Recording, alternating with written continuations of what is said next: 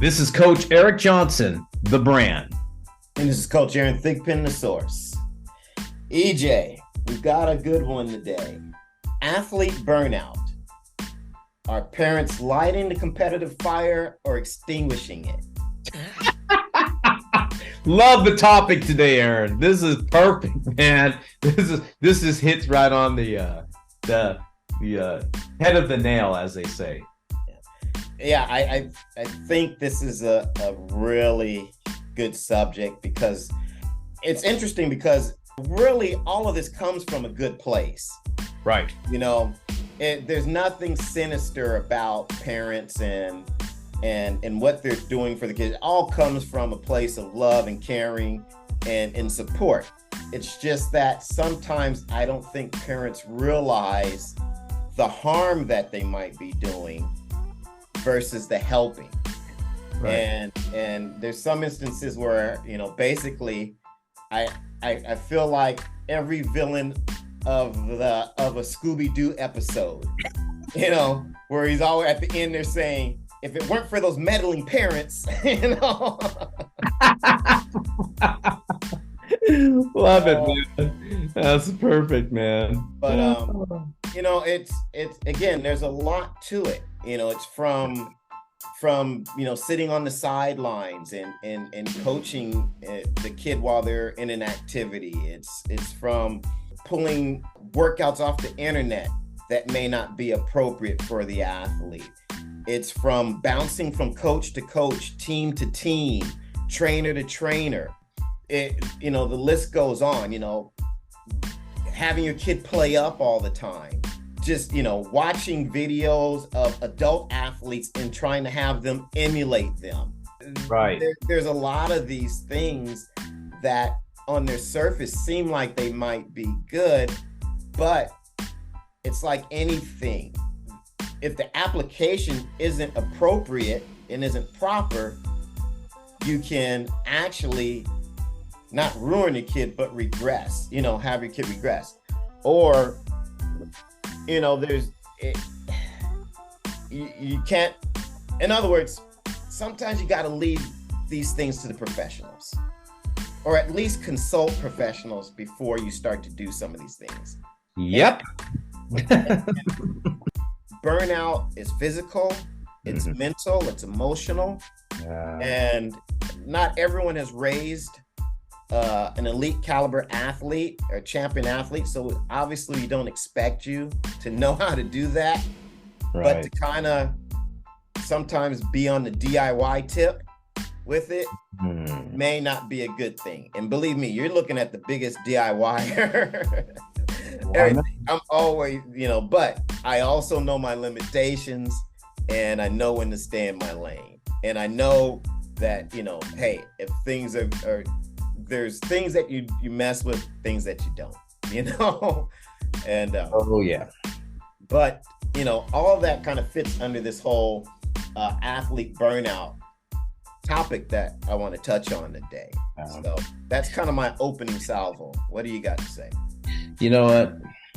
I'm glad we're talking about this because as athletes improve and as competition gets better, you need professionals really coaching your kids. You do. And the reason why you need that, Aaron, is because I think many of the best trainers, coaches out there in our country have played at a high level and have coached at a high level. It doesn't mean they're the best, but they know what it looks like. And sight unseen in this environment can be detrimental to your athlete. And you said it earlier, and I put down these two words, overstimulated. Everyone gets overstimulated, and what happens is the mentality, the emotional state, and the physical state of that athlete gets burned out. Yeah. And there's nowhere you can go. And you try to fix it, and the athlete has a hard time overcoming that. You know, it's kind of like scar tissue, Aaron. It takes a long time to get that scar tissue out of there. And then when you get the scar tissue out of there, you have to rehab to get back. And that's what I think some athletes and parents don't understand, is that is a process itself. And we didn't talk about the training. We're just talking about just getting back to where we could start training and get the right, good synergy moving. Okay. So I tell people that be careful, know what you're doing, because you could take 2 steps forward and 10 steps back if you don't know what you're doing. And you're talking about, it's hard, Aaron. It's very, very difficult to understand that. You and I have been in this industry. We have over 60 years of combined experience. We've seen a lot. And once the athlete gets to this point, it's hard to fix. It's hard to regroup. How many times have you and I sat in the shop, in the gym, and said, man, what are we going to do? We got to regroup here, because they didn't listen to maybe what we have advised them to. Now we're trying to figure out, how do we correct this burnout, this overstimulation, this mental, emotional, physical scarring that has upset this athlete? Yeah. So that's my initial thoughts about it, is that, this goes deeper. And what are you really chasing? Yeah, you have to be aware of what you're layering onto the athlete. And just from a training standpoint, people say, yeah, we come to you to learn how to run or learn how to get faster. Right. But most of what I'm doing, probably for ages 12 on up, is I'm actually having them unlearn what they've been doing. Right. I hear you, that you mention that all the time. We have to unlearn them. Yeah. So I'm not even working from a clean slate. I'm actually trying to now erase some of the poor movement patterns or habits or things that have been reinforced by improper coaching. And improper coaching doesn't necessarily mean that you're giving their athlete the wrong information.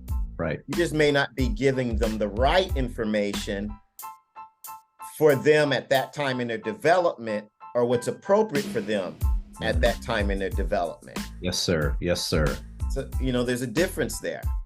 And so I get a lot of parents say, well, yeah, I tell him to, move his arms and tell him to do this. It's like, yes, but the terminology you're using is incorrect. And that's why he's moving improperly. And so that's where it gets dangerous when you start to DIY some of this stuff, and you're regurgitating what you hear, on a YouTube or a coach, or even, listening to me in the gym. I'll tell parents, hey, look, I don't want you to repeat what I'm saying. Not until we have a conversation about why I'm saying it, and what I want it to look like, and what I want the athlete to understand about it. Now we're all speaking the same language. Yeah, I do know. The question, I don't want to interrupt you, because I have this question. In that moment, you may use that terminology. Exactly. Because in that moment, that's what needs to be said. Right. I see a lot of outside forces, whether it's the brother or parent or whatever, saying like, oh yeah, remember when Coach Aaron said that? No. That was in that moment when you saw something that you do as an artist. I called you an artist last night, by the way. I had to say that. I said, Aaron's an artist, man. We're artists in this. And it's a moment, right? It's a moment that we discuss that.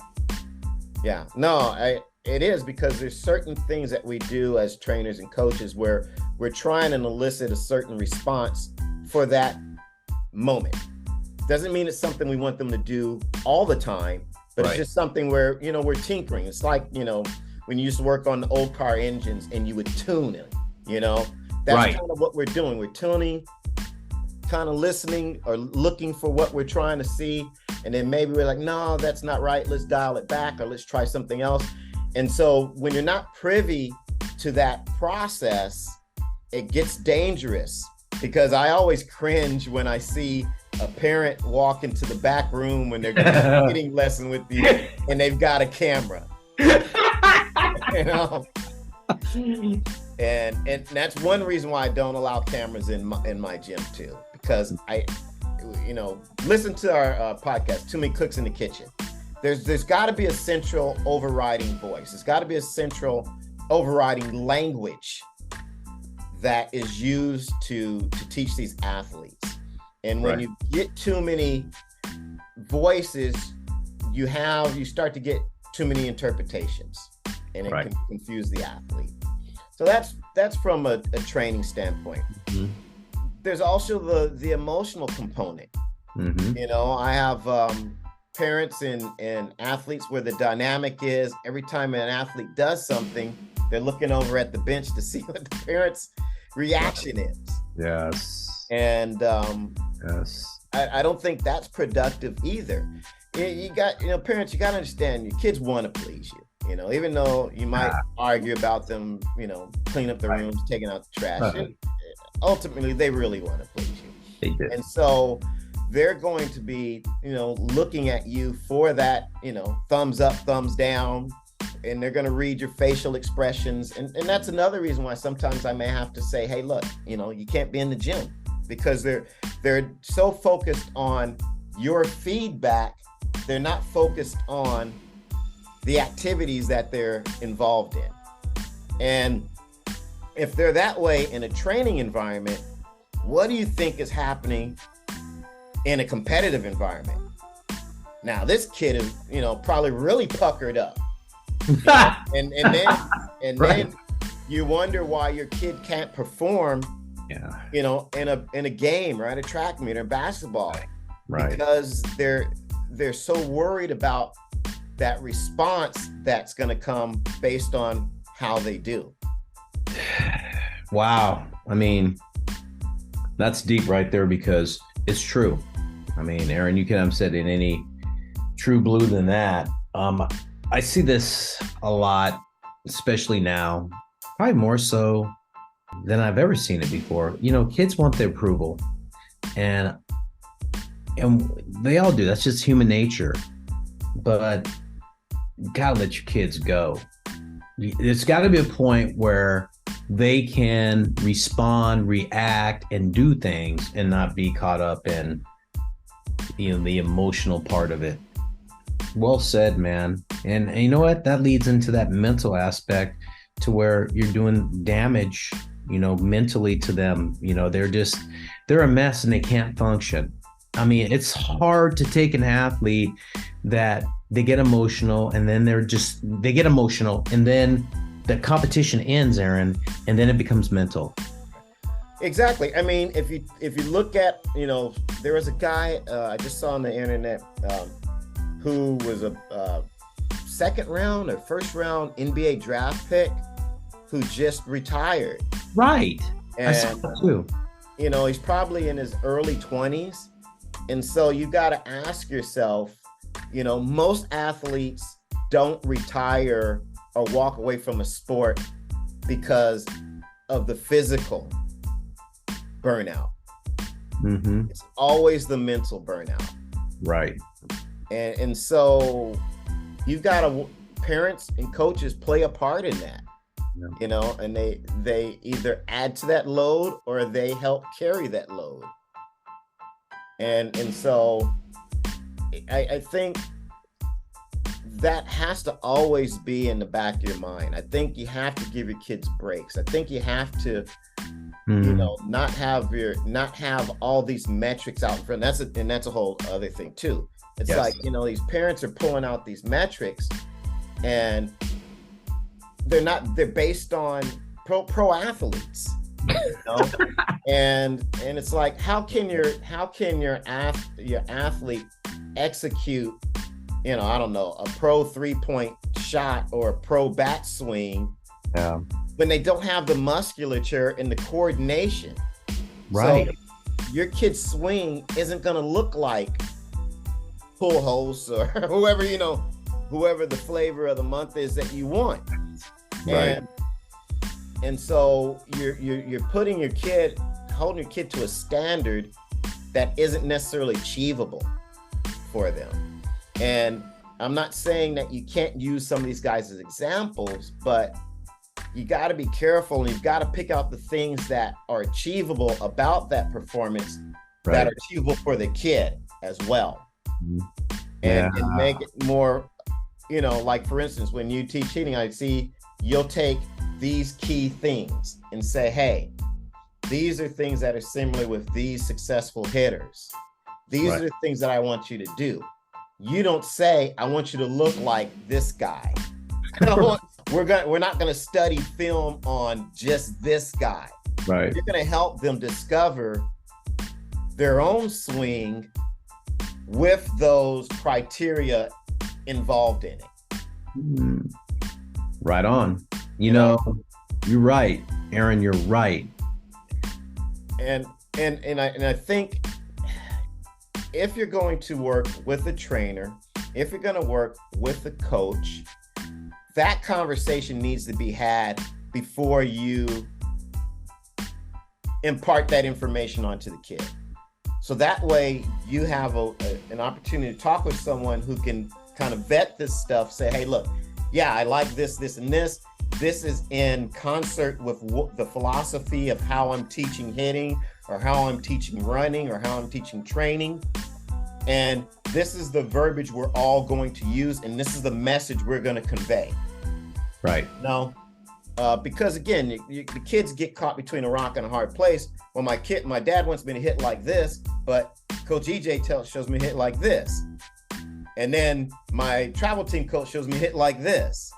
So, it's hard. It's definitely much better than when we grew up, where there was little to no instruction. Right, exactly. Now, with this avalanche of information that can be had out there, I think we've got to be more responsible with how we use that information and how we disperse it. Well said. And I wrote some notes down, and I love what you said there. Avalanche of information. There is a lot out there. And, I think about this golfer, great golfer, Arnold Palmer. And in the commercial, he says, swing your swing. Yeah, I like that. I love it. Swing your swing. It's like everybody's different. Everybody swings their swing. They have their own way to do it. And it leads me back to a guy I worked with Tuesday night, Andrew Gamble, who's very physical, and he's very strong, and you know him. And the whole thing, he hits the ball really, really hard and flush. I mean, flush, square. And so we were talking about, hey, Andrew, you may have launched this ball at 30 degrees, it looked like it was like something like that. I don't have a computer back there telling me. I just kind of understand launch angles. And I said, you hit it about 91 miles per hour. That's going to go 300 and anywhere from 350 to 370, depending on the air, wind, and stuff like that. I said, that's a pretty good swing right there. You got under it a little bit, but you know what? You're hitting it flush. We're not getting over analytical about it. Right. We're just saying, hey, listen, you flushed it, look like this. Let's stay there. We're in a good place with your swing. Yeah. And I told him that. I told him this. Just swing your swing. You're fine. See the ball, hit the ball. Pick up the pitch early, and then react to it like an athlete. And I told him that, and that's not a lot of information. Yeah. It's not, where this player has okay, what am I doing mentally, emotionally? How am I feeling? He's not. He's just like going, okay, I'm gonna react. And you know what? It's confidence. He goes like this. Got you, EJ. Yeah, there it is. And that, you know what? That breeds confidence. And these athletes need confidence. When we overstimulate them, burn them out, where's their confidence in this? That's one, this is one thing that we haven't talked about in all of this. Where's the athlete's confidence at after all this? Yeah, I think that's the first thing to go that starts that spiral. They don't know what is right. And when you don't have a North Star to follow, technically, tactically, philosophically, you kind of flounder. and you're grabbing at all these things, and then if the parent is throwing in all this information, and you guys are studying, you know, this film and that film, you're studying these metrics and that metrics, well, it kind of like there's nothing for the kid to really hold on to, and just keeping it simple so that they can just follow one charted path. And when you don't have that, you don't really have anything to lean on when it comes to competition. If you don't have anything to lean on, then you don't really have the confidence, because you're not sure that what you've done has prepared you. So that leads me to this, Aaron. You get that kind of athlete in competition, and because of all this overstimulation and burnout, do we ever get the best out of the athlete in terms of their best effort 100% all the time? Or are they too just engulfed in it to where they don't even know what 100% is? Yeah. Like their best effort. It seems like we don't get their best effort because it's like we have to shock them to get them out of this, so I can give them, or they can give us, their best effort in competition, which is what this is about. How do we get an athlete to compete in competition? Right. Yeah. And so you've got, competition itself is already so stressful. And then you've got, again, the fear of this conversation that you're going to have on the ride home. Well, you weren't using your stride foot, or you weren't, you didn't get your hand up, and all of that does go through a kid's mind sometimes when they're in these situations, and adds to the anxiety. And then you have these kids who can't perform. I used to say sometimes in track and field, it's like, hey, I'll take a dumb athlete any day, because all they're going to do in most cases, they don't have all those voices, they don't have all that noise, they're going to just compete. It may not look the prettiest, but they're going to compete. And sometimes, that's not a bad thing, to have those reins and those constraints taken off an athlete. Now, a premier athlete, an elite level athlete, can take that information and they can channel it, and then they can hit that switch when it's time to compete. And that's ultimately what you want. Right. You want the best of both worlds, to them channel that information, and then use it in competition. But a lot of kids can't, especially if their emotions are so tied to the output, right, of how they did things, or they're worried about that conversation that they're going to have, or being yelled at, or even in the moment looking over at the stands and seeing the frown on mom and dad's face, right, because they're not doing what they were told to do. It's not a good situation. And like I said, we get kids in the gym sometimes, and I see that dynamic, and I try and put myself in between it as a buffer and provide some perspective for the kids. But again, to use my term from Stripes, parents sometimes lighten up, Francis. For those of you who are looking on the internet to get metrics and YouTube videos, take your hands off the keyboard, step away from the keyboard, because sometimes that can just be a little bit too much. And it's I get it. We all can fall down that rabbit hole. The internet's designed to do that. I mean, I'll go online and look up weed killer, and next thing you know, 2 hours later, I'm talking about glyphosate and all other kinds of things. And so I get it. I get sucked in too. But my honest opinion is, if you're working with professionals, let the professional lead. Well said, Aaron. I mean, we've worked with hundreds of kids, and we're not just looking at the technical or tactical aspects that we're working with them with. We're also looking at the emotional. And we can tell when a kid is getting burnt out. And yes, we have an interest in your athlete, but we don't have the vested interest that you might have, which can sometimes put blinders on you seeing some of these other things that are happening.